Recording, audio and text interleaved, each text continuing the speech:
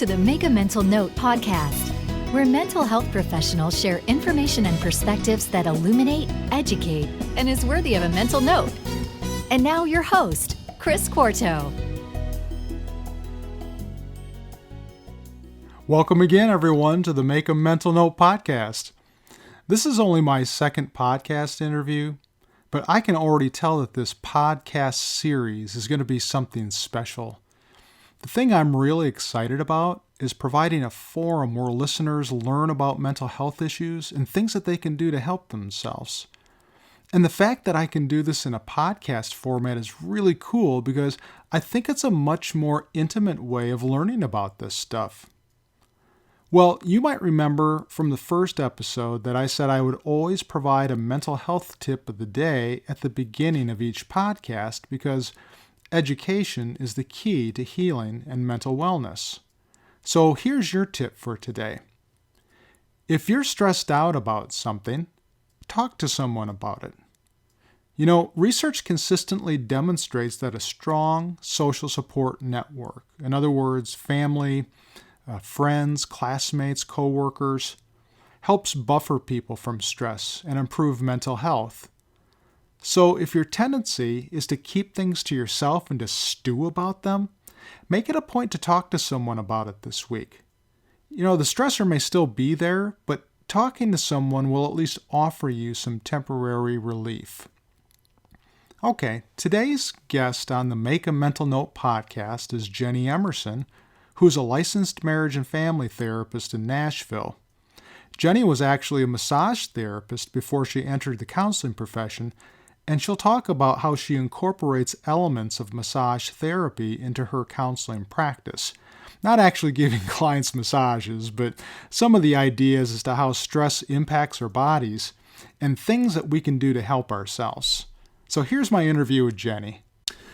Well, I'm happy to introduce our next guest to the Make a Mental Note podcast, Jenny Emerson. Jenny, welcome to the podcast today. Thank you. Well, maybe you can start by telling the audience a little bit about who you are and what you do for a living. Well, thank you. Yes, I am a licensed marriage and family therapist. And I work at the Estuary. It's a nonprofit organization over in Hillsborough Village.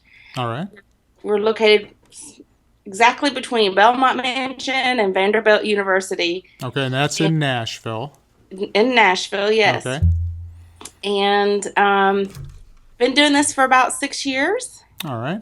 And work with a wide group of individuals, couples, adolescents starting at 13 and up. Okay. So basically a lot of difference, I guess, working with adolescents and adults, huh? Yes. Yeah. Yes. So, okay. So you're doing marriage and family. You're a marriage and family therapist, and you do couples counseling?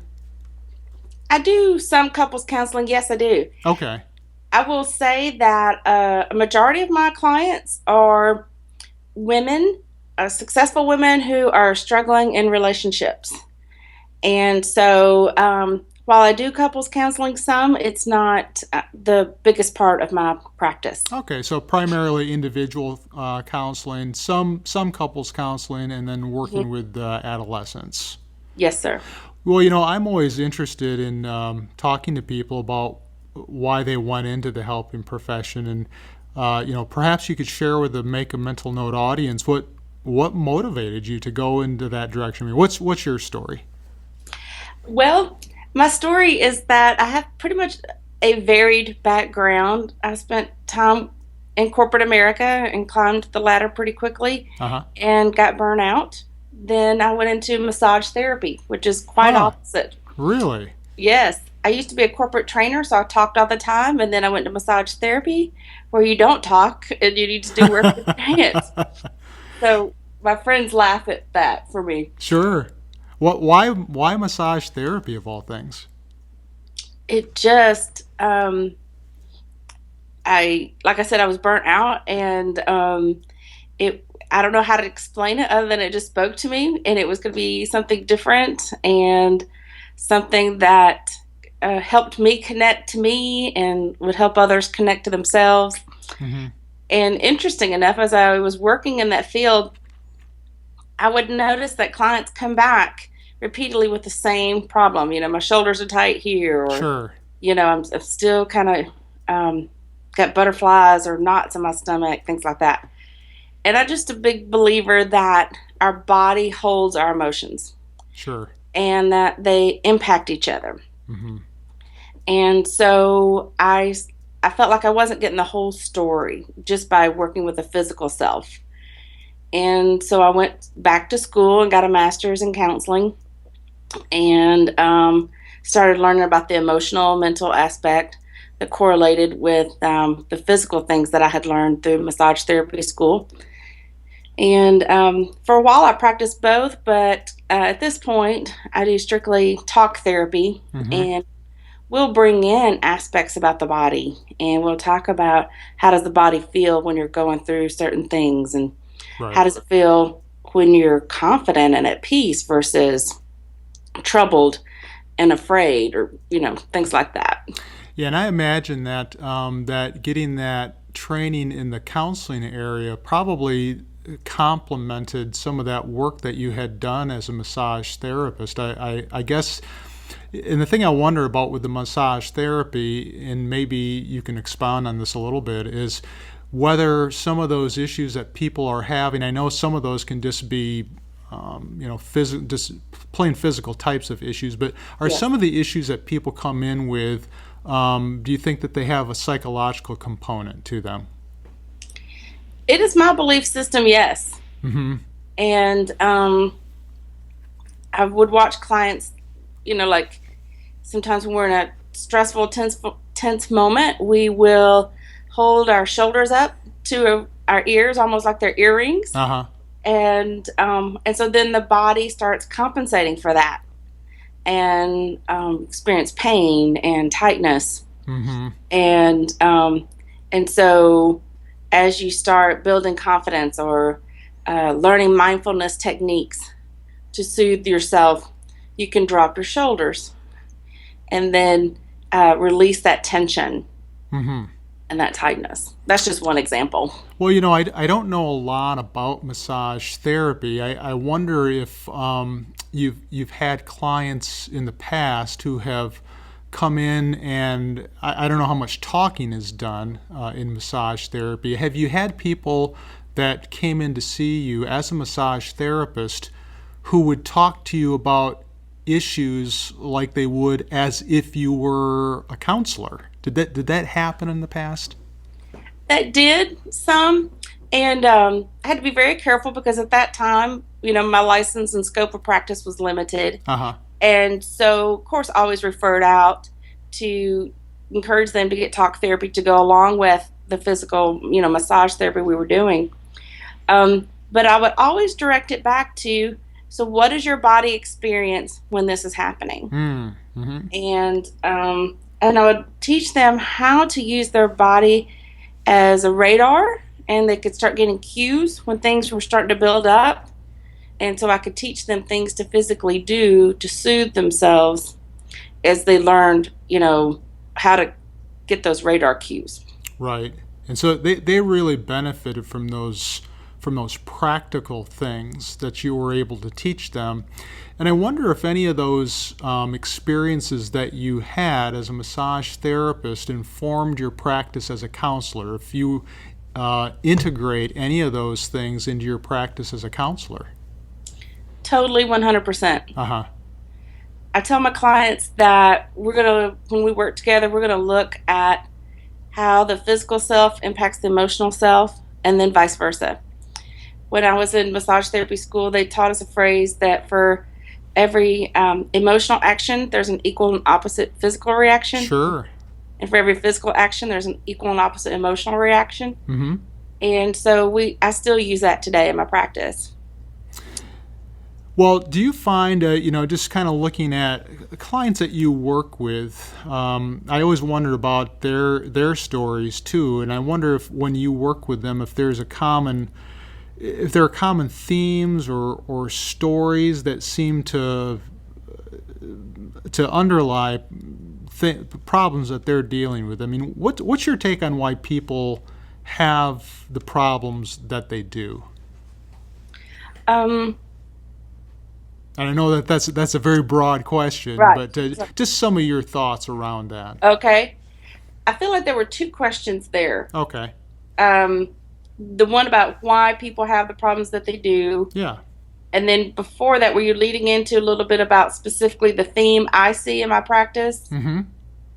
Okay.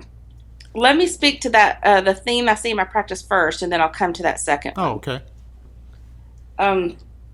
The theme I see of clients coming through my practice are successful women that can accomplish many great things in their professional life. Uh-huh. And are achieved and recognized in their fields.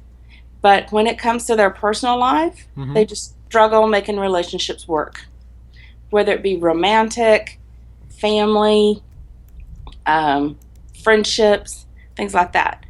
So a common theme I see are women who are trying to figure out how can they be so knowledgeable and so successful in one area, Right. yet can't pull it off in this other area, or they feel they can't pull it off in this other area.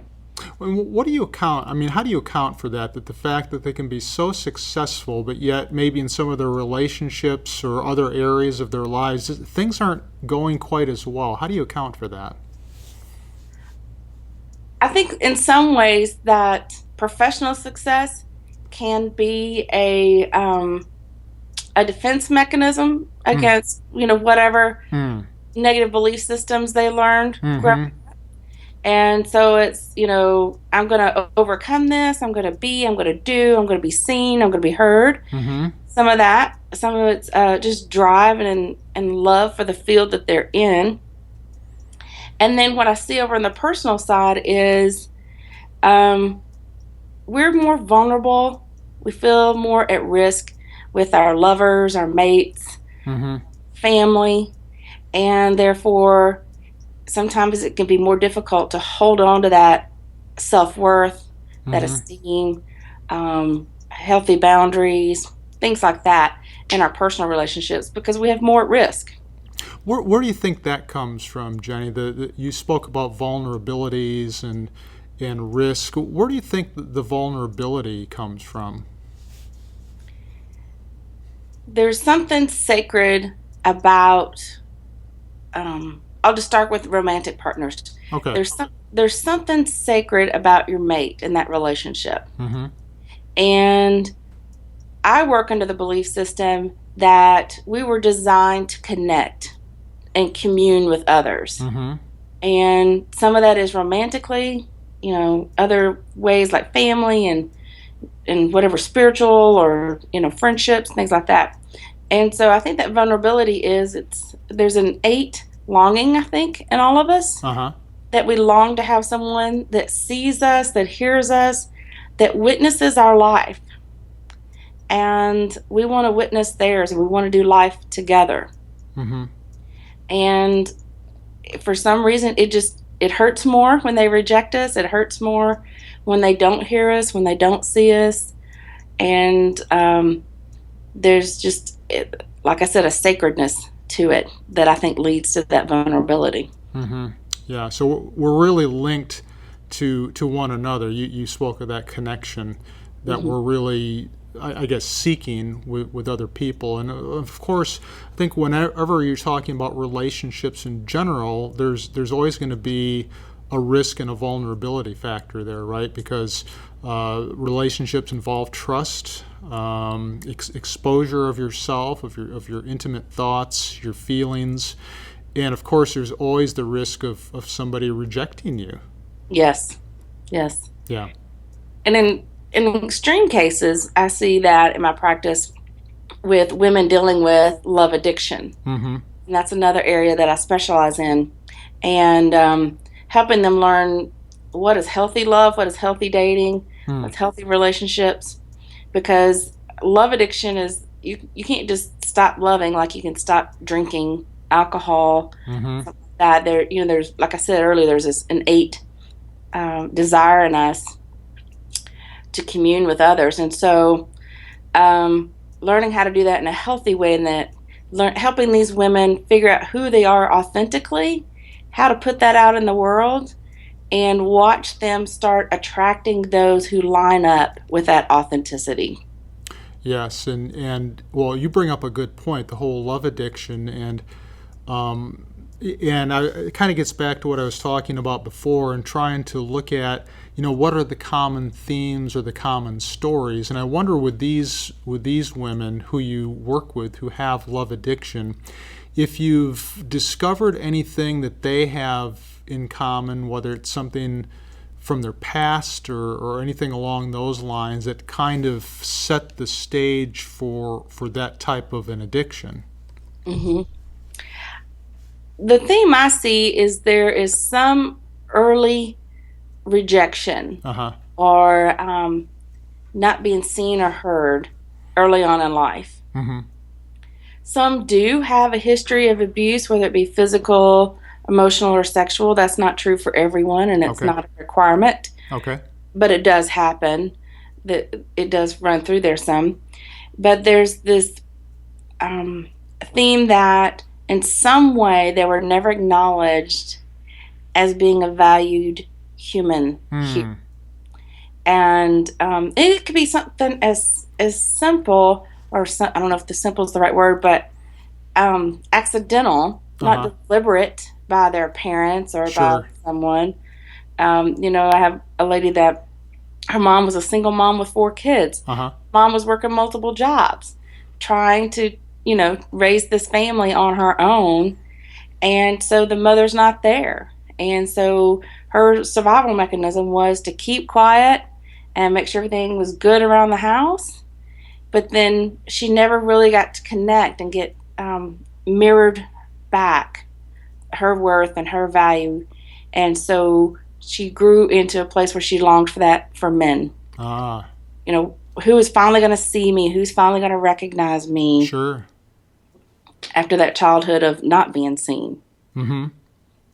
Well, you've worked with a lot of women, it sounds like, and I'm always curious about client success stories. Clients, they benefit from counseling, from the work that you do. And, if you think about some of your successes, and I like to talk about that, what's the recipe for success in helping clients? What seems to be your recipe, Jenny? What do you think accounts for that improvement? The clients who you work with, you see that improvement from the time that they come in to see you, from the time at the end of therapy that, you see them transform into this different person. What's your recipe for success in helping clients move from point A to point B? I think the key factor, the one I always start with, is grace. There is grace for you for what all you've been through. There is grace for you for all the ways you've tried to overcome that. There is grace for you in all the ways you have tried to connect and meet that longing. And we don't know what we don't know. So I believe that when ladies or anyone who comes to me, we just start there. That you're not a bad person because you've experienced XYZ or you've done certain things. You just were doing the best you could. Sure. And so we start there. We also look at who are we authentically. And I've used that word authenticity before. It's just such a key piece. And helping them learn about who their authentic self is and creating an observer self that can catch them in moments when they are using their survival mechanisms and defenses to protect themselves from some previous pain or current pain, and help them look and go, okay, now really, what are all the facts here versus the stories that are in my head? And then they can make choices. And I encourage them to list every choice that might be possible, even choices they would not make. Just helping them realize there's more than 2. Because our survival self usually says there's only 1 or 2 choices, that we're usually trapped in some way. Yes. But when we can get to that authentic observer self, we can go, oh no, there's all these other things. I may not want to do any of those. But I'm not so trapped. So part of what you do, part of that recipe for success is helping clients gain a different perspective of themselves, as if they almost as if I'm kind of in the sky looking down at two people, you being the counselor and myself as the client. I'm kind of looking down at myself as an observer and kind of looking at myself, kind of, I don't know, distancing myself or trying to look at myself more objectively. Is that a way of kind of thinking about that? Yes, and it's interesting that you would use the phrase kind of get in the sky and look, because I tell them to pretend they're in a glass helicopter. And I'll tell them, get in your helicopter, Yeah. go look up, go look Uh-huh. on this scene. And I teach them how to do that in everyday life. Hmm. One of the key things is I believe that you need tools for everyday life. We're going to do some deep work and we're going to do insightful work and things like that. But I want my clients to have ways to help themselves when they're in the moment outside of my office, when life is happening to them. Mm-hmm. And I believe that helicopter is one tool. Sure. So part of what you do with clients is not only to talk about some of these issues, to find who they are, that authentic self, to help them develop more of that observer self, so they have a better way of looking at themselves, to understand that they have more options than just that one survival mode that you had talked about, and then perhaps to carry this outside of the therapy session and to use these skills in real life. Yes. Yeah, that seems to be a real key. Yeah, and and I agree with that, Jenny. I think that it's one thing to talk about issues with clients in session, but it's quite another thing for them to be able to translate these things that they learn about outside of the therapy session. And I think that's the key to, at least in my mind, is one of the keys for improvement is can you take this, can you take action on it outside of a therapy session so you get to the point where you don't need to come in and see me anymore as a counselor. Mm-hmm. Yeah. I kind of joke with my clients early on when we're talking about goals, and I say, I want us to figure out when it's going to be time for you to fire me. Uh-huh. And we kind of laugh about that. And I said, because the reason you're here is to figure out how to do this life on your own. And you may come back from time to time for maintenance or questions, and let's practice some tools again. And the door is always open. But I want them to feel confident in their own abilities and their own choices.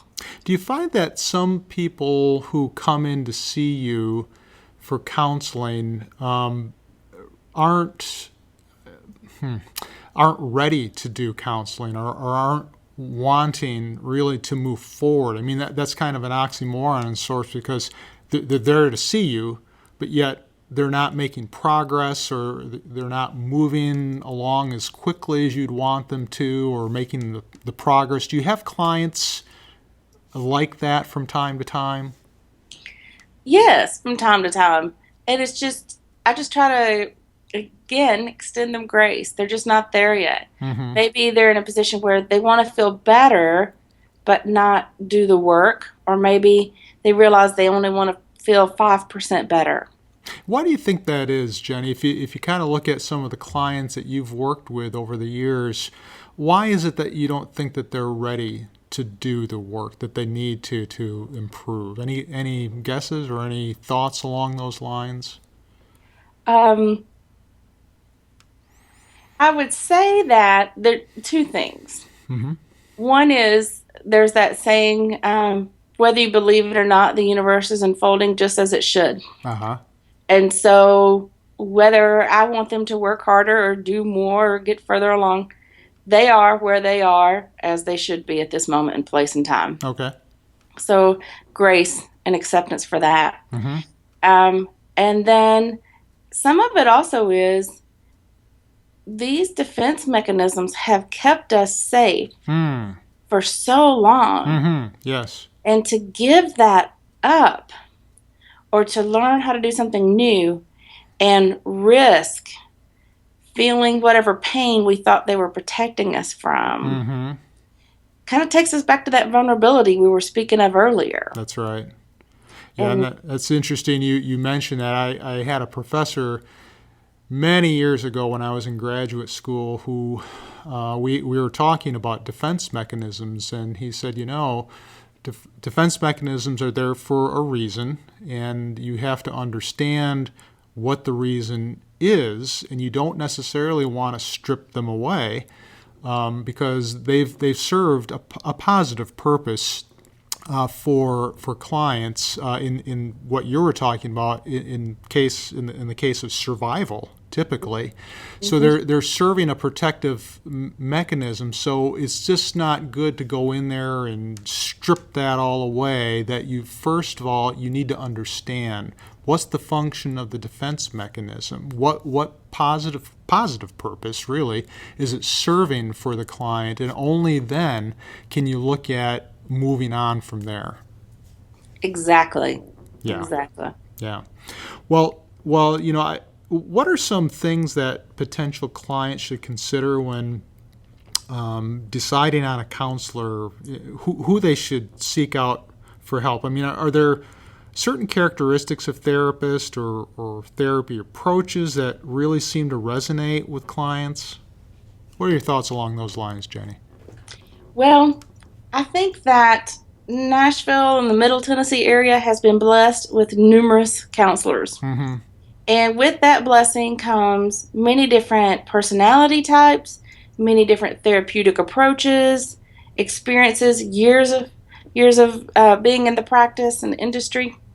So I think each client has to look at it from an individual perspective and find who lines up with them as far as personality, and is this client in a place where they're ready for someone who's direct and is going to kind of really push them and kind of take them there, or they need someone who's a little more gentler, who may use what I call coming through the back door approaches, not so direct. Yes,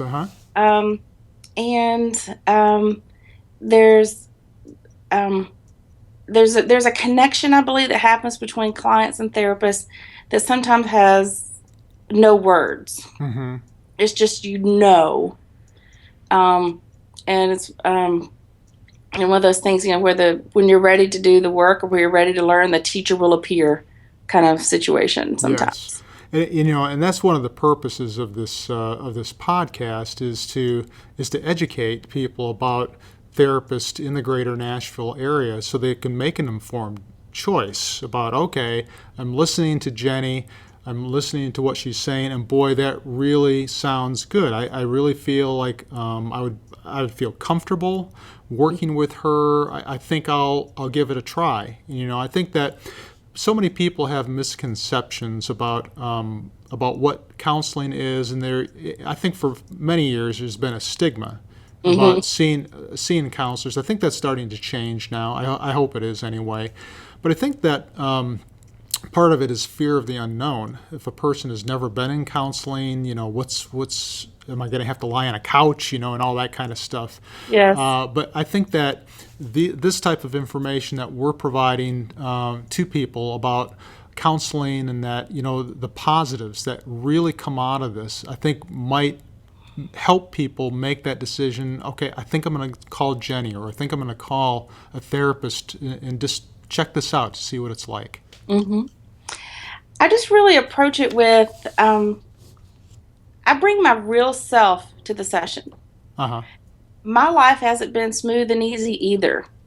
And so I just bring in that compassion, knowing in the hard places I've been in my life and the work that I've done on myself. And I will share when it's appropriate, won't disclose unethically or anything. Sure. But just letting my clients know we're going to do this side by side. I don't pretend to be an expert or an authority. I just have been through some things in my life, and I've learned how to help you. I've learned how to ask you questions that help navigate where you want to go. Sure. And I think from what I'm hearing you say there, that you being an authentic therapist really provides a couple of things. I think it provides a model for your clients, for how they can look at and seek out their authentic selves. I think that's an important part of it, but also gives them permission to do that as well, and to makes them feel comfortable with you in searching for those things. So I really appreciate that that I hear you saying those things.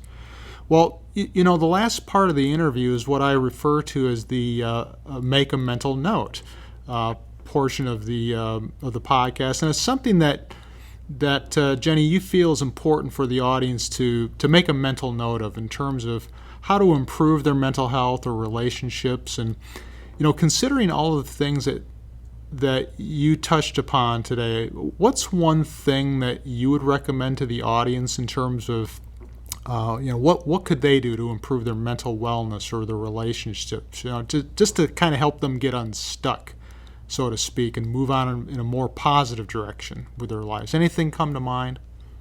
Yes, I have something I teach my clients often, and it's this phrase: life is hard, but it's not impossible. Hard does not equal impossible. And when we can stop and breathe that in and kind of really take that sentence in, realize, okay, this is a hard time, but it doesn't mean I'm trapped. It doesn't mean that I'm defeated. It doesn't mean that my hopes and dreams are over. It just may mean that it's hard for me to get through this and to get to the next thing. Sure. And so I just, love that phrase. Hard does not equal impossible. I love that phrase too. And the fact that you are willing to take that journey with them through the hard times, I think really is going to make a difference for a lot of clients who are looking for that kind of support, perhaps at a very difficult time in their lives. So I really like that saying there. Well, how can a potential client or contact you if they're interested in setting up an appointment with you, Jenny? Several ways. First, you can go to my website, jennyemerson.com, and it's JennyEmerson. And then also my phone number is 615-476-0996. And then my email is jennyemerson@theestuary.org. And so that's THEESTUARY. There's 2 E's there in the middle. Okay, that's good to know. Yes. Well, yeah, I'd like to thank you, Jenny, for coming on, for joining me on the Make a Mental Note podcast today. And I'd also like to thank you, the listener, for listening to another episode of the podcast. I'm really excited about what's in store for you for the future and for this podcast. Please visit chrisquarto.com for today's show notes that tell you how to access some of the things that were discussed in today's podcast, and for other valuable resources, and have a good day. All right, there was some good stuff that came out of that interview. I like how Jenny brings her authentic self to sessions and helps clients find their authentic selves so they can live the lives that they want to live, both professionally and personally. Okay, since education is key to mental wellness, let's see how much you learned from today's podcast. Here's my question. How might rejection by a parent, or failing to be acknowledged or valued as a child, impact a person later in life? Well, Jenny said that as a child, parental rejection and not being acknowledged in terms of their worth and value leaves a void. And so as an adolescent and adult, the person might seek out that acknowledgement and acceptance in maladaptive ways, or ways that could be harmful. And oftentimes, those are the people who seek counseling, with good reason, by the way. So think about yourself or someone you know and ask yourself, did my parent or caregiver reject me or fail to acknowledge me or my accomplishments as a child? And if that's the case, how did that impact me? Do I use any survival or defense mechanisms to help me with situations that would otherwise make me feel scared or irritable or agitated? Therapists like Jenny can help by providing a warm and safe environment to discuss these things. That's what counseling is all about. And keep that in mind if you or someone you know have been struggling in some form or fashion and think that it might be worth your while to talk to a therapist.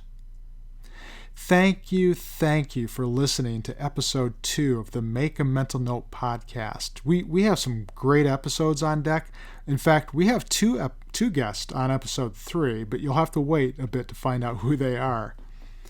Please visit my website, Chris Quarto, and the last name is Quarto, like quart with an O on the end, chrisquarto.com, for show notes of this episode. And once again, if you liked what you heard today, please get the word out on Facebook and Twitter. All of the Make a Mental Note podcast episodes are available on iTunes or Stitcher Radio or on my website. Have a great week, everyone.